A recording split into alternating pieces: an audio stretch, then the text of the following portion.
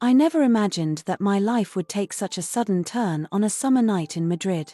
The stifling heat of July filtered through the windows of our small apartment in the Lavapiés neighborhood, but the real suffocation was yet to come.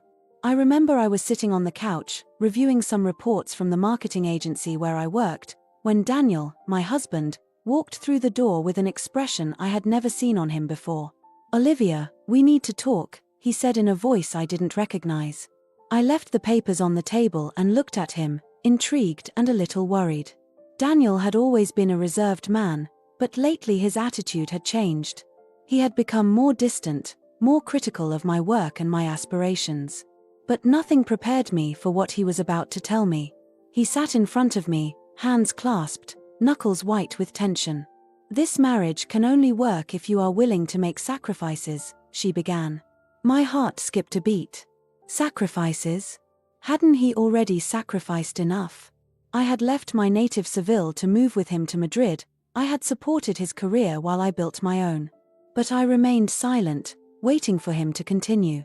"My mother needs help," Daniel continued, his voice growing colder. "I hope you quit your job and move in with her. She needs a full-time caregiver and housekeeper." For a moment, I thought he was joking. Quit my job? Become my mother-in-law's maid? She had worked hard to get to where she was. She was an account director at a growing agency. I couldn't throw all that overboard. "Daniel," I began, trying to stay calm, "you know how important my career is to me. We can find another solution, hire someone to take care of your mother, or..." But he interrupted me with a coldness that chilled my blood. "If you don't do this for our family, you leave me no choice but to file for divorce." The silence that followed was deafening. Daniel's words hung in the air, heavy, threatening. I looked around at our small apartment full of memories. The photos of our wedding on the beach of Barceloneta, the souvenirs from our trips through Europe, the books we shared. Everything seemed far away now, as if it belonged to another life. "Are you serious?" I finally managed to articulate. Daniel's response was a simple nod. There was no love in his eyes, only determination. At that moment, I realized that the man I had married 5 years ago no longer existed. The next few days were a roller coaster of emotions. I tried to reason with Daniel, find a middle ground. I suggested that he work part-time and dedicate the rest of his time to his mother. I even suggested that his mother move in with us. But Daniel remained adamant. It was all or nothing. My co-workers noticed something was wrong. Marta, my best friend at the agency, invited me to have a few beers after work. Sitting on a terrace in the Plaza Mayor, with the bustle of tourists and the smell of potato omelette floating in the air, I told him everything. "But are you stupid?" Marta exclaimed, almost spilling her beer. "You can't let him do this to you. You've worked so hard to get where you are." He was right, of course. I remembered all the sleepless nights preparing presentations, the weekends sacrificed for an important project, the satisfaction of seeing my clients grow thanks to my strategies. I couldn't throw all that overboard. But then I thought about Daniel, about our years together, about the plans we had made. Was I really willing to throw away our marriage for this? The doubt gnawed at me. I decided that I had to know my mother-in-law's situation better before making a decision. Maybe if I talked to her, we could find a solution that would satisfy everyone. I asked Daniel to arrange a visit. The day I went to see Estella, my mother-in-law, the sky in Madrid was grey, as if it reflected my state of mind. Their house was in a residential neighborhood on the outskirts, an area of semi-detached houses with well-tended gardens. As soon as I entered, the smell of mothballs and stale food hit me. Estella welcomed me with a smile that did not reach her eyes. "So you finally deigned to come," was his greeting. It was no secret that we had never gotten along, but his hostility surprised me.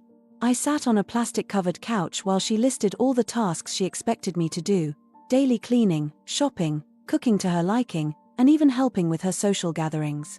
"And of course," he added with a wicked smile, "you'll have to quit that little job of yours. Decent women stay at home taking care of their families." I felt like I had been slapped. Little job. I had spent years building my career. He was about to retort when Daniel entered the room. I expected him to defend me, to explain to his mother how important my work was. But he just nodded, as if he agreed with everything she said. That night, back at our apartment, I had a long conversation with myself. I thought about my parents, how they had always encouraged me to pursue my dreams. In my mother, who had been one of the first women in her town to go to university. In my grandmother, who had worked in the fields while raising 6 children. How could I give up everything they had fought for? The next morning, with the first rays of sun streaming through the window, I made my decision. I got up before Daniel and made coffee. When he walked into the kitchen, I looked him in the eye and said, "I'm not going to quit my job. I'm not going to become your mother's maid. If that means you want a divorce, then so be it." Daniel's expression hardened. Without saying a word, he went to his study and returned with some papers. They were the divorce documents, already prepared. My heart broke into 1,000 pieces, but my resolve remained firm. That same afternoon, I started packing my things. Every object I kept in my suitcases was a memory, a broken promise. Tears ran down my cheeks, but I didn't allow myself to hesitate. I knew I was doing the right thing, even if it hurt. Marta offered me to stay in her apartment until I found a place of my own. As I loaded my bags into a taxi, I took one last look at what had been my home. Daniel watched me from the window, his expression unreadable. For a moment, our eyes met, and I saw a hint of doubt in his eyes. But it was only a moment. The taxi took off, and with it, my previous life was left behind. That night, lying on Marta's couch, with the noise of Gran Via filtering through the window, I felt more alone than ever. But also, strangely enough, I felt free. I had chosen my path, I had defended my principles. And although the future was uncertain, he knew he had made the right decision. What I didn't know then was that this was just the beginning. That Daniel and Estella would not be satisfied with my departure, that they would try to destroy everything I had built.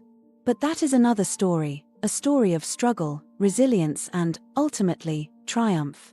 A story that was just beginning to be written on that summer night in Madrid, when I decided that my dignity was worth more than any marriage.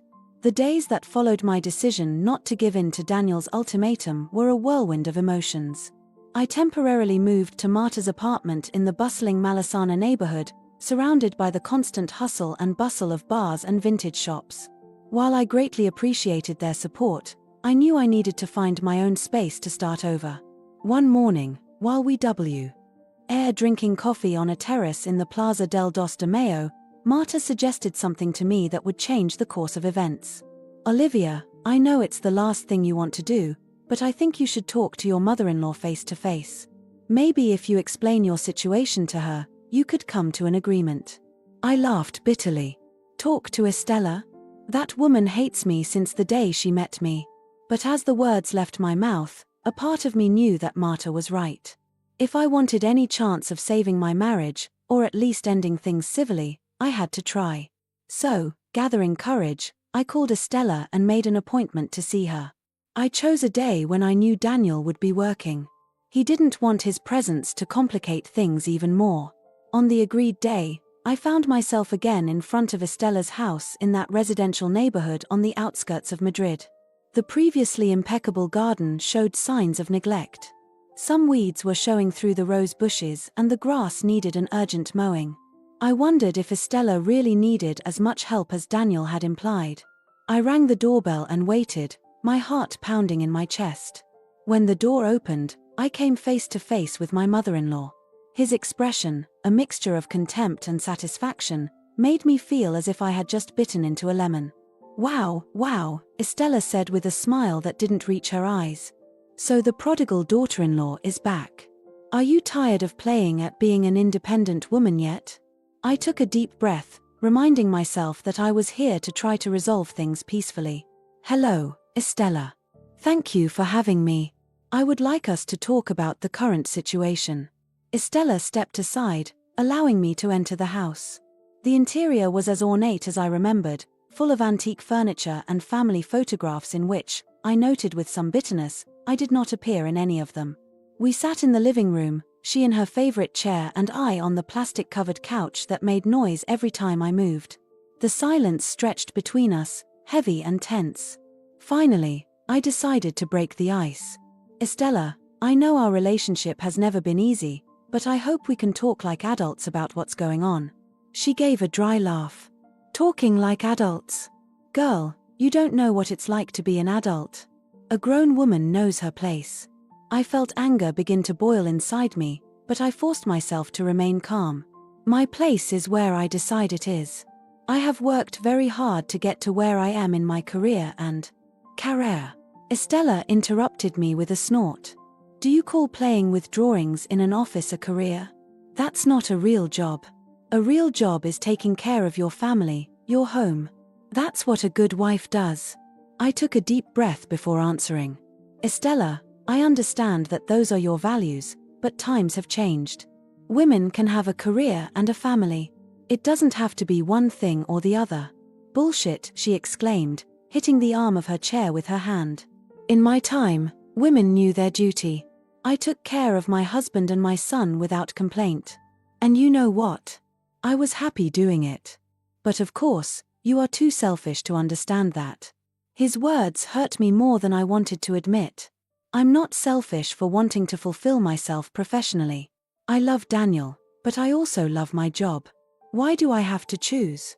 Estella leaned forward, her eyes shining with malice. "Because that's how the world works, my dear. Men work, women take care of the home. It's the natural order of things. And if you can't accept that, then you don't deserve my son." I felt tears threatening to come, but I refused to give him the satisfaction of seeing me cry. "Daniel and I are a team. Or at least, I thought we were. A marriage is a partnership, not a dictatorship." "Huh?" Estella exclaimed. "That's what those ridiculous modern ideas have made you believe. A marriage works when the woman knows her place and accepts it with grace." I got up from the couch, unable to listen any longer. "I think this conversation is getting us nowhere." Estella also stood up, her face flushed with anger. "You're right about one thing, girl. This conversation is getting us nowhere because you are too stubborn and selfish to see the truth. My poor Daniel, how could he marry someone like you?" Those words were the last straw. Your poor Daniel. The same Daniel who's willing to throw away 5 years of marriage because I don't want to become your personal servant. Maybe you should ask yourself what kind of son you've raised. I saw how fury flared in Estella's eyes. For a moment, I was afraid he was going to slap me. Instead, he stepped closer to me, his voice a venomous hiss. "Listen to me carefully, Olivia. You can continue playing at being a modern, independent woman if you want, but I'm warning you one thing. If you don't accept your place in this family, you will regret it. I will make sure that you lose everything you think you have gained." A shiver ran down my spine at the thinly veiled threat in his words. Without saying anything else, I turned around and left the house, slamming the door behind me with more force than necessary. As I walked down the street, feeling the Madrid sun on my face, I realized that I had been naive to think that I could reason with Estella. It wasn't just a matter of different points of view, it was a fundamental clash of values and worldviews. That night, back at Marta's apartment, I told her everything that had happened. My friend listened to me silently, refilling my wine glass every time I emptied it. "Do you know what the worst thing is?" I finally said, my voice breaking with emotion. "A part of me understands why Daniel is doing this. He has grown up with those values, with that idea of what a family should be. But it hurts me that he can't see beyond that he can't value what I bring to the table to our relationship." Marta took me by the hand. "Ollie, listen to me carefully. You haven't done anything wrong. You are an incredible, intelligent, capable woman. If Daniel can't see that, if he would rather please his mother than support his wife, then he is the one who loses." His words comforted me, but they couldn't erase the pain and confusion I felt. That night, lying on Marta's sofa bed, looking at the ceiling and listening to the distant sound of the city, I made a decision. I wasn't going to let Estella or Daniel make me doubt myself. If I had to start from scratch, I would do it. But I would do it on my own terms. The next morning, I got up early and went to the office. My colleagues welcomed me with supportive smiles. The news of my separation had spread quickly. I immersed myself in work, grateful for the distraction and sense of normalcy it provided. During my lunch break, I received a message from Daniel. My heart skipped a beat at the sight, a mix of hope and fear. But the content of the message chilled me. I've spoken to my mother. She says you were rude and aggressive to her. Olivia, how could you? This just confirms that we made the right decision in separating. I felt like I had been punched in the stomach. Not only had Estella completely misrepresented our meeting, but Daniel had believed her without even bothering to listen to my side. In that moment, I realized that the battle ahead was going to be much harder than I had imagined. But as I looked out the office window, watching the bustle of Gra en Via under the midday sun, I felt a renewed determination grow inside me. Estella and Daniel could try to break me, but I wasn't going to allow it. I had my job, my friends, my dignity. And with that, she was ready to face whatever came. The days that followed my disastrous encounter with Estella became an emotional roller coaster. Every morning I woke up hoping it had all been a nightmare, only to be faced with the stark reality that my life was falling apart. Marta's apartment, although cozy, constantly reminded me that I no longer had a home of my own. One afternoon, while I was checking some emails on my laptop, I received a message from Daniel. My heart skipped a beat when I saw his name on the screen. "We need to talk. Come home tonight," he said briefly. I felt a mix of anxiety and hope. Maybe, I thought, he had reconsidered. Maybe we could fix things. I got ready carefully, choosing a dress that I knew she liked, and headed to our her apartment in Lavapiés. The neighborhood was bustling with life as always, with the spicy aroma of Indian and Moroccan restaurants wafting through the air. For a moment, I allowed myself to dream of a reconciliation, of returning to the life we had built together. But those dreams were shattered the moment I crossed the threshold of the door. Daniel was waiting for me in the living room, his face a mask of cold determination. There was no trace of the warm, loving man I had married. "Sit down, Olivia," he said, pointing to the couch. His tone was that of a boss speaking to a problematic employee, not that of a husband addressing his wife. I sat up, feeling the knot in my stomach tighten. "I have spoken to my lawyer," he began without preamble. "The divorce papers will be ready in a few days. I want this to be quick and clean." His words hit me like a punch in the stomach. "Quick and clean?" I repeated, incredulously. "Daniel, are we really going to end up like this? 5 years of marriage and you don't even want to try to fix it?" He looked at me with a mix of pity and frustration. "Fix what, Olivia? You've already made it very clear that your career is more important than our family. My mother told me how you treated her. Frankly, I don't recognize you." I felt anger mix with sadness inside me. "Your mother? Are you really going to believe her over me? Daniel, you know how she is. She's always tried to separate us." But it was like talking to a wall. Daniel shook his head. "My mother only wants the best for us. She always has. You're the one who refuses to see things as they are." In that moment, something broke inside me. I realized that the man I had loved, with whom I had shared dreams and plans for the future, no longer existed. In his place was a stranger, molded by years of manipulation by Estella. "Okay," I said, standing up. "If this is what you want, go ahead. But don't expect me to stay silent while you and your mother distort reality." Daniel stood up, his face hardening. "I suggest you think carefully before doing something you might regret. Remember that I know all your secrets, Olivia." That veiled threat left me cold. What secrets? What was he referring to? But before I could ask him, he continued, "You better gather your things and leave. You have nothing to do here anymore." On shaky legs, I headed to our bedroom, now just his, and began packing my belongings. Every object I put in the suitcase was a memory, a broken promise. The photos of our wedding on the beach of Barceloneta, the little quixote that he gave me on our first anniversary, the scarf that I knitted for him one particularly cold winter. All those fragments of our life together, now reduced to simple possessions that had to be taken. While I was packing, I heard Daniel talking on the phone in the living room. His voice was low, but I could clearly make out that he was talking to Estella. "Yes, Mom, she's leaving now. Don't worry, I'll take care of everything. Yes, I know you were right about her." Those words were like stabs to my heart. Not only was he kicking me out of my own home, but he was conspiring with his mother against me. The betrayal was complete. When I left the bedroom with my suitcase, Daniel quickly hung up the phone.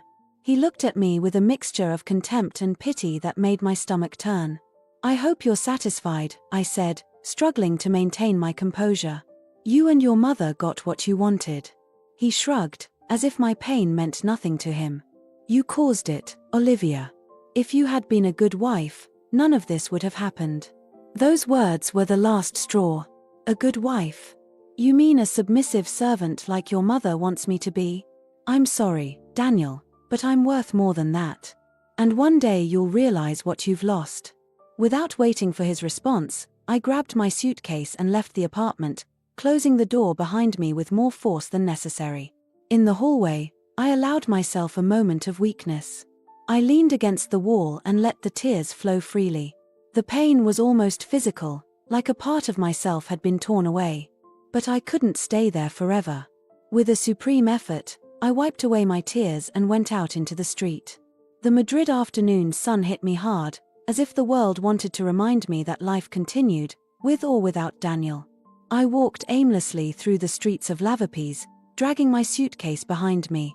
The neighbors looked at me with curiosity, but no one dared to ask. Finally, my steps took me to Retiro Park. I sat on a bench in front of the lake, watching the couples strolling around in boats, oblivious to my pain. It was there, surrounded by the serene beauty of the park, that I made a decision. I wasn't going to let Daniel and Estella destroy me.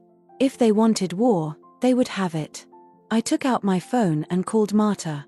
"I need a lawyer," I told him as soon as he answered. "The best you can find."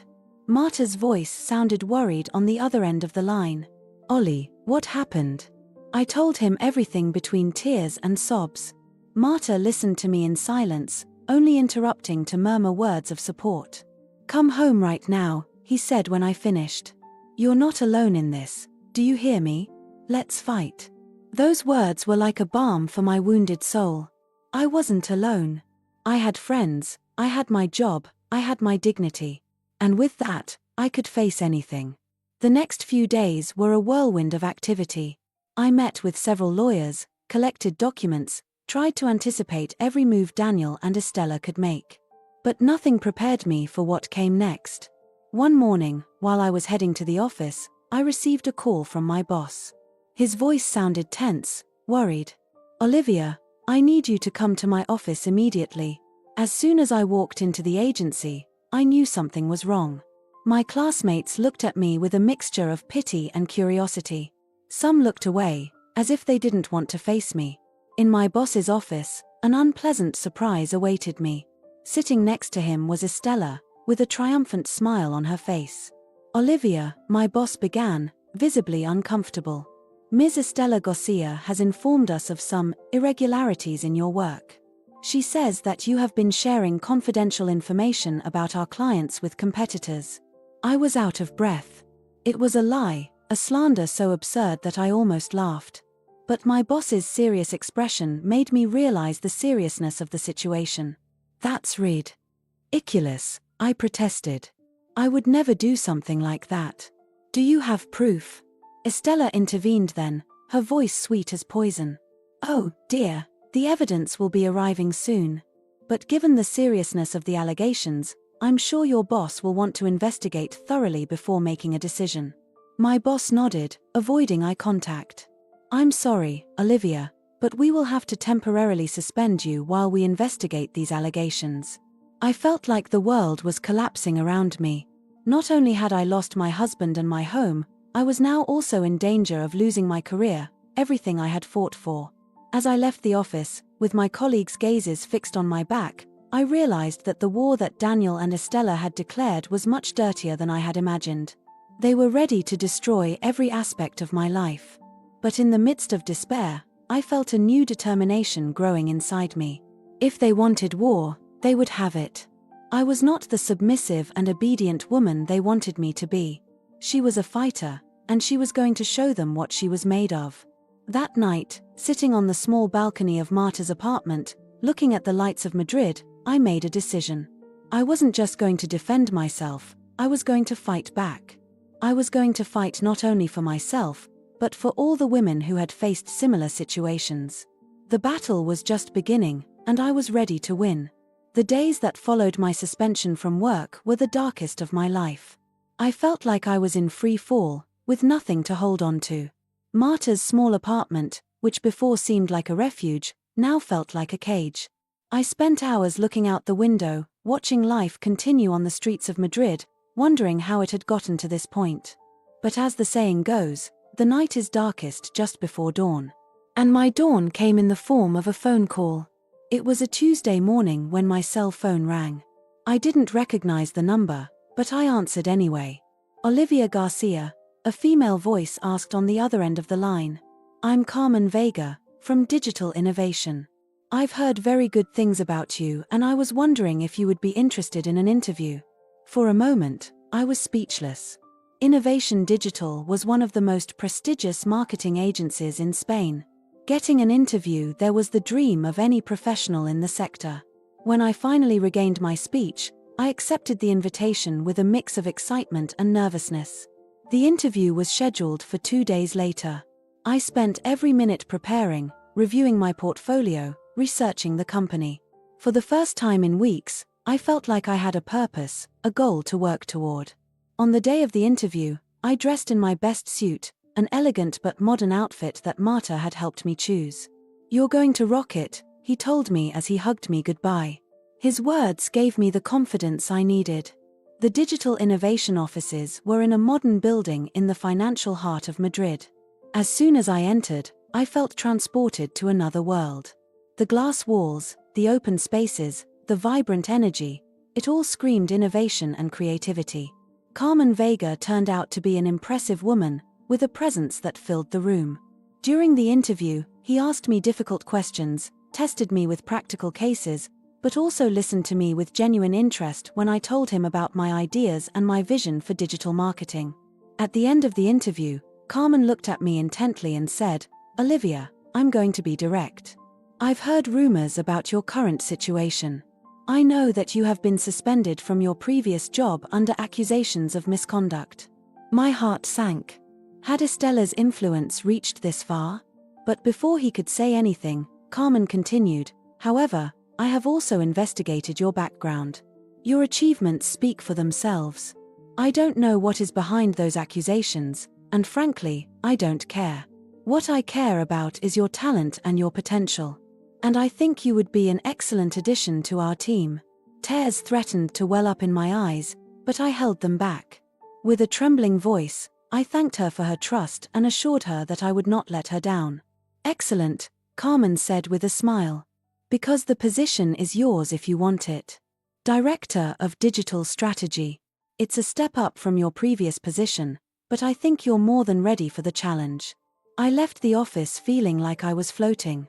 Not only had I gotten a new job, but it was a promotion, a recognition of all my effort and dedication. For the first time in weeks, I felt like the future was bright again. That night, Marta insisted that we go out to celebrate. We went for tapas at La Latina, toasting with red wine at each bar. With each glass, I felt a part of me come back to life. Laughter, absent for so long, burst forth from my throat again. For you, Ollie, Marta said, raising her glass.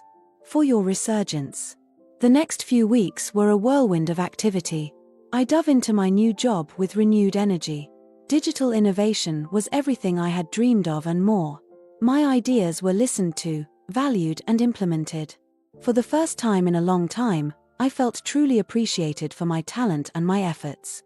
But not everything was rosy. Despite my new beginning, the ghosts of the past still haunted me. One afternoon, as I was leaving the office, I saw Daniel waiting for me on the sidewalk in front. My heart skipped a beat, a mixture of fear and anger taking over me. Olivia, he called as he crossed the street toward me. We need to talk. I stood firm, determined not to be intimidated. We have nothing to talk about, Daniel. Everything is in the hands of the lawyers now. His face hardened. You think you can just move on like nothing happened? You think I don't know about your new job? I felt a chill. How did he know? Was he following me? My life is no longer your business, I snapped. And if you think you can intimidate me, you are very wrong." He moved closer, his voice a menacing whisper. "Careful, Olivia. Remember that I know all your secrets. I can make your life hell if I want." In that moment, something broke inside me. All the fear, all the insecurity he had felt turned into a burning rage. "My secrets," I shouted, not caring who could hear us. "What secrets, Daniel?" "That I worked hard to get where I am. That I refused to be your mother's servant. Or maybe you mean the secret that you are a coward manipulated by a toxic woman who doesn't care. Can you stand to see other women succeed?" Daniel stepped back, surprised by my outburst. I had never seen me like this, with so much anger, with so much determination. "It's over, Daniel," I continued, my calmer but no less firm voice. "No more threats, no more intimidation. If you want war, you will have it. But I warn you one thing, you don't know who you are getting into." I turned around and walked away, leaving him stopped there, speechless. I felt his gaze stuck on my back, but I didn't care. For the first time since all this nightmare began, I felt powerful, invincible. That night, sitting on the balcony of Marta's floor, looking at the lights in Madrid, I made a decision. It was time to stop being the victim. It was time to take control of my life. The next day, I called my lawyer. "I want to get back," I said. "I want to sue Daniel and Estella for defamation and harassment." My lawyer, an experienced woman named Sophia, listened to me carefully while telling her everything that had happened, from the veiled threats to the attempts to sabotage my career. "It won't be easy," Sophia warned me. "But we have a solid case. Are you sure you want to move on with this?" "I've never been sure of something in my life," I replied without hesitation. The following months were a roller coaster of emotions. The legal process was exhausting, every day brought new challenges. Daniel and Estella counterated with everything they had, inventing lies, trying to stain my reputation. But I was no longer the same insecure woman that had been. Each attack only made me stronger, more determined. At work, I channeled all that energy in innovative projects that impressed my bosses and clients equally. My team in digital innovation became my second family. We stayed late working in campaigns, sharing pizzas and laughs. Little by little, the Olivia who had been, the safe and ambitious woman, emerged again. One afternoon, while presenting a new digital marketing strategy for an important client, I saw Carmen smiling from the bottom of the room. When I finished, among enthusiastic applause, he approached me. "I'm impressed, Olivia," he told me. "You have not only fulfilled my expectations, you have far exceeded them. I want our new strategic innovation department to lead." That night, while I celebrated my ascent with Marta and my new friends on a terrace with a view to the royal palace, I realized how much my life had changed in such a short time. He had lost a lot, it's true, but he had also won so much. The legal process continued its course, but I was no longer defined. It was just part of my life, not all my life. I had recovered my passion, my joy of living. And no one, neither Daniel, nor Estella, nor anyone, could take it again. While I raised my cup to provide, I looked around, to the smiling faces of my friends, to the lights of the city I loved so much, and I knew with certainty that the best was yet to come. I had resurfaced from the ashes, stronger and brighter than ever. And this was just the beginning. Just when I thought my life began to stabilize, fate had prepared another surprise. It was a Friday afternoon, and he had just got home after a year exhausting but satisfactory at work. The small floor I had rented in the Arganzuela neighborhood had become my shelter, a space that was only mine and that represented my new beginning. I was about to open the door when I heard family voices that froze my blood. There, in the landing of my floor, Daniel and Estella were. His faces showed a mixture of arrogance and determination that made me take a step back instinctively. "Wow, go," Estella said with a smile that didn't get to his eyes. "Finally, you are worthy. Do you know how long we have been waiting?"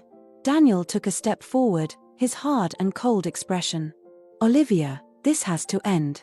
You can't keep living here as if nothing had happened." I was paralyzed for a moment, unable to process what was happening. How had they found out where he lived? What did they mean that I couldn't continue living there? I took a deep breath, trying to keep calm. "I don't know what they are doing here, but I ask you to leave. This is my home and they are not welcome." Estella released a dry laugh. "Your home? What naive are you, dear? Do you not know that this floor belongs to Daniel's family? We have come to recover what our is." I felt that the ground moved under my feet. What were they talking about? I had rented this floor completely legal. I had signed a contract. "They are wrong," I said, trying to make my voice tremble. "I have a rental contract in order. This floor has nothing to do with you." Daniel took another step towards me, his low and threatening voice. "Olivia, don't do it more difficult. You know very well that during our marriage, many of our properties were in my name. This floor is one of them. And now that we are no longer together, you have no right to live here." Rabies began to bubble inside me, replacing the initial fear. "That is ridiculous, Daniel. I rented this floor after our separation. It has nothing to do with you or your family." Estella intervened, his sweet but poisonous voice.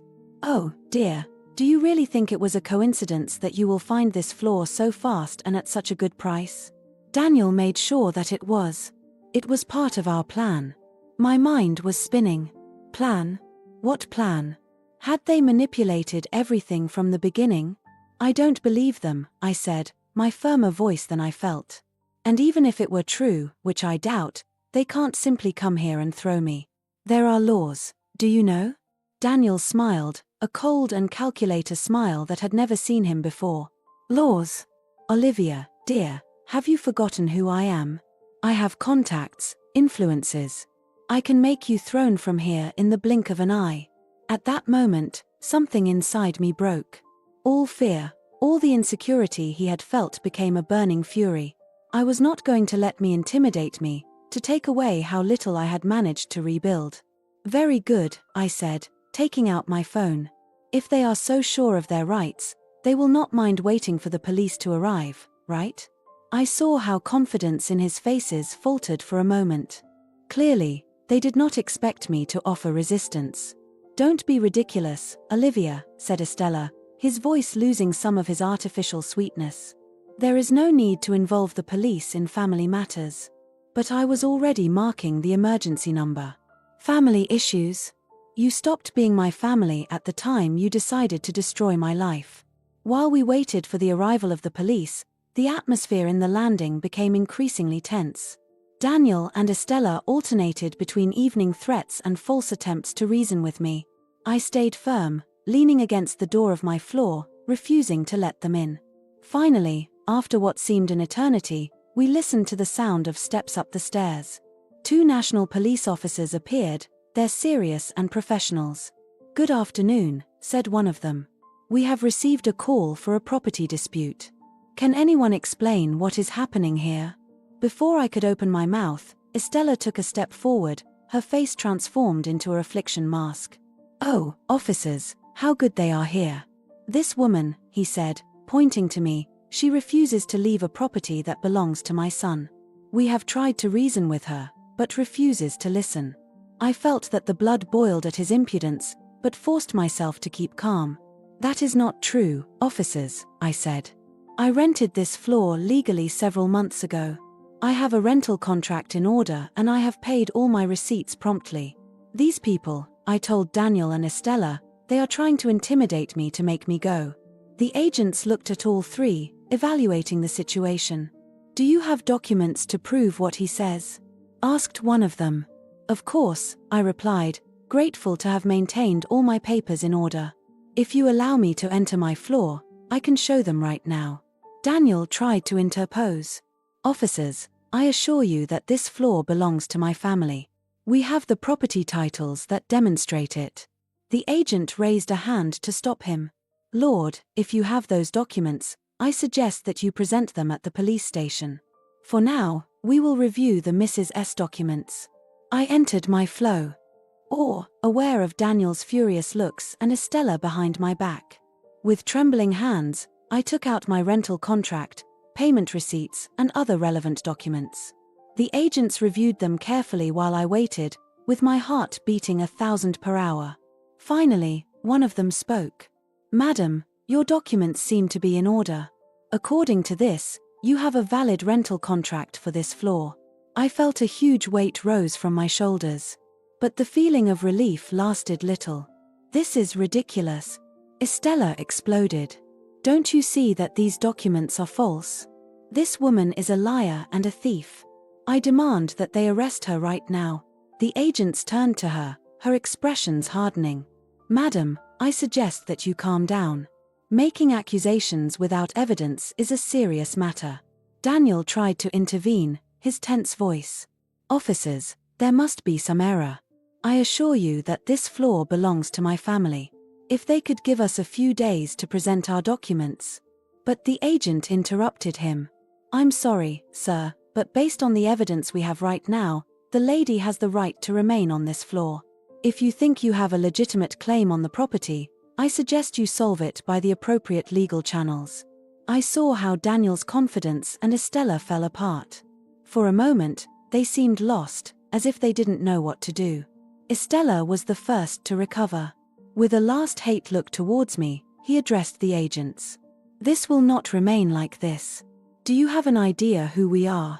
We will make them regret this. The agent took a step towards her, her firm voice.